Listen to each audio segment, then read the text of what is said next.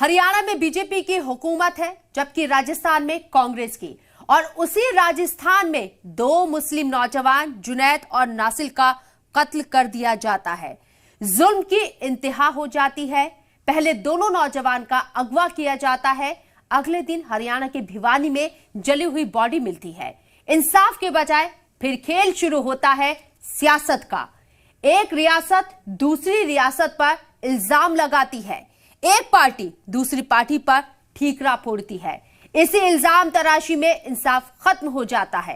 कत्ल के 15 दिन बाद और जी सलाम की लगातार इंसाफ की मुहिम के बाद आखिरकार राजस्थान के सीएम अशोक गहलोत ने जुनैद और नासिर के अहले खाना से मुलाकात की। लेकिन कत्ल के कई दिन बाद भी अगर इंसाफ की कोई सुगबुगाहट ना दिखे तो सवाल उठना लाजमी है। सवाल तब भी उठेंगे जब मुल्जिमीन की तस्वीर से अहम मुल्जिम मोनू मानेसर ही गायब हो जाए।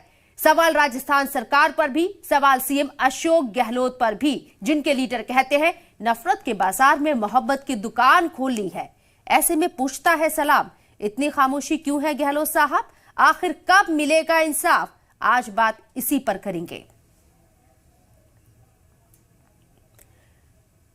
तो 15 तारीख को अगवा किया जाता है नासिर जुनैद को राजस्थान के भरतपुर से, जो कि उनका आबाई इलाका है। और यहां से अगवा होने के बाद 16 फरवरी को नासिर जुनैद की डेड बॉडी हरियाणा के लोहारू गांव में भिवानी में मिलती है। जली हुई बोलेरो गाड़ी के अंदर मिलती है। और अब तक इस पूरे केस में सिर्फ एक मुल्जिम, जिसे मुल्जिम बनाया गया है इस केस में, रिंकू सैनी, सिर्फ उसकी गिरफ्तारी होती है। जबकि रिंकू समेत 8 लोगों के नाम जारी किए जाते हैं जो इस कत्ल में शामिल हैं राजस्थान पुलिस के जरिए। और आज 6 तारीख है, बावजूद इसके अब तक सिर्फ एक गिरफ्तारी।